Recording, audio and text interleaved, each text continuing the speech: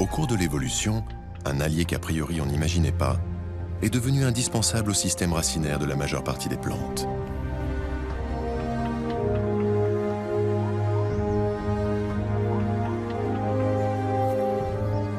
Marc-André Sellos, professeur au Muséum d'histoire naturelle de Paris, étudie le rôle des champignons dans la dynamique des sols.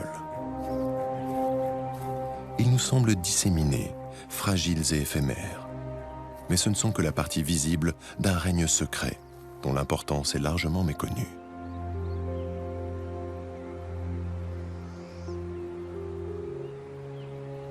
Alors cette partie-là, c'est ce qu'on appelle couramment un champignon, mais pour le biologiste, c'est pas ça le champignon. Ce n'est qu'une partie du champignon, c'est un organe reproducteur qui est en fait connecté au mycélium, qui est présent de façon beaucoup plus durable et sur des surfaces beaucoup plus importantes, dans le sol ou dans le bois mort par exemple.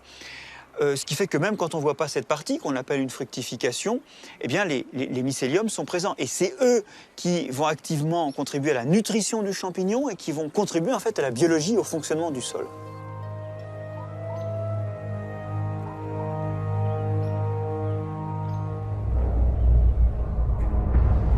Le mycélium de certains champignons déploie dans le sol un réseau de filaments jusqu'à ce qu'ils entrent en contact avec des racines.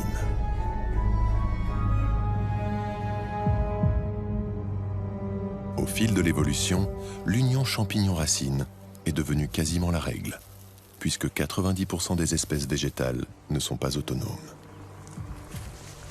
Elles ont besoin qu'un champignon extrait pour elles du milieu où elles poussent le phosphate et l'azote dont elles ont besoin. Le détail de la symbiose entre le champignon et la racine n'est observable qu'au microscope.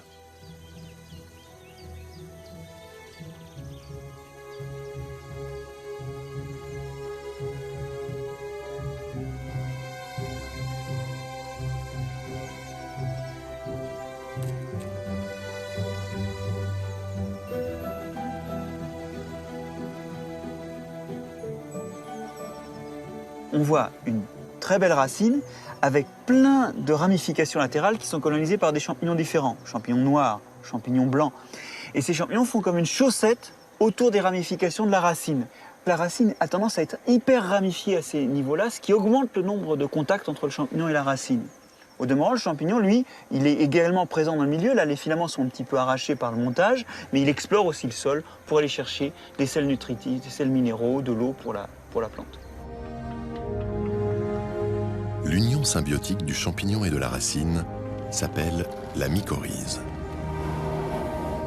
Lorsque le mycélium établit le contact avec une racine, il tisse autour de celle-ci une gaine de filaments.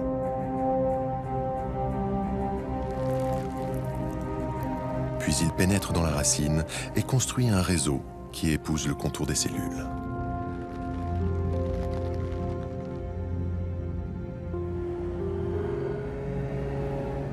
Il existe un autre type de mycorhize, plus répandu que le précédent.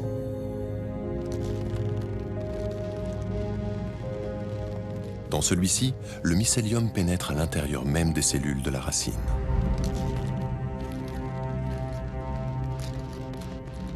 La plante multiplie ainsi par 1000 sa surface d'exploration du sol. Quant aux champignons, il se nourrit des sucres que la plante produit.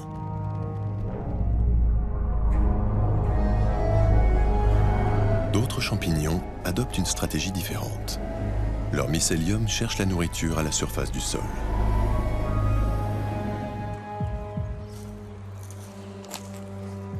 Une nourriture rigide et consistante, qu'ils sont pourtant les seuls à pouvoir digérer.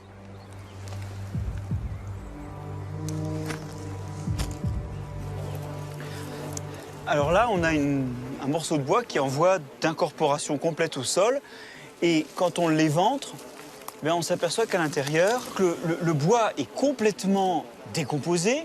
Il ne reste que quelque chose de blanc et mou. Et ce qui a été mangé, digéré par les champignons, c'est la lignine, un composé donc qui représente presque une moitié de la masse du bois et qui assure la dureté du bois. Et là, les champignons ont un rôle tout à fait déterminant parce qu'ils sont les seuls qui sont capables de digérer cette lignine. Il n'y a aucun autre organisme qui en soit capable. Ils sont les seuls à être capables de la recycler. Et puis, ils laissent un reste riche en cellulose qui, lui, sera dévoré par d'autres champignons, d'autres animaux ou des bactéries. Et on voit très bien ces champignons qui sont présents ici et qui forment donc un mycélium aggloméré en cordon blanc.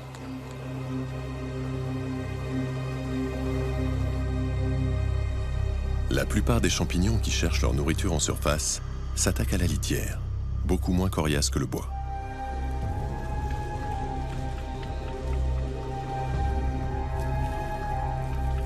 Le mycélium de ces champignons est replié sur lui-même, en milliers de brins très minces, si bien que chaque gramme de litière peut contenir plusieurs kilomètres de filaments.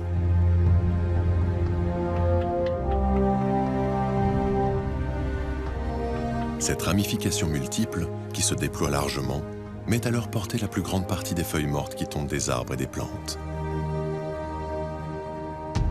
Ces champignons, vous les connaissez. Ce sont les pourritures blanches. En digérant les tanins, elles rendent les feuilles comestibles pour la faune minuscule qui vit dans la litière. Ainsi, le sol se construit autour d'un grand cycle, faisant intervenir une multitude d'acteurs.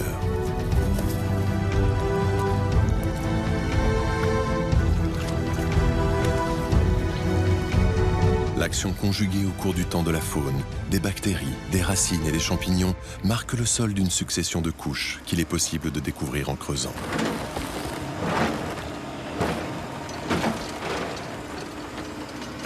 Ces strates permettent aux pédologues de remonter le temps, jusqu'à l'origine du sol, c'est-à-dire la roche-mère.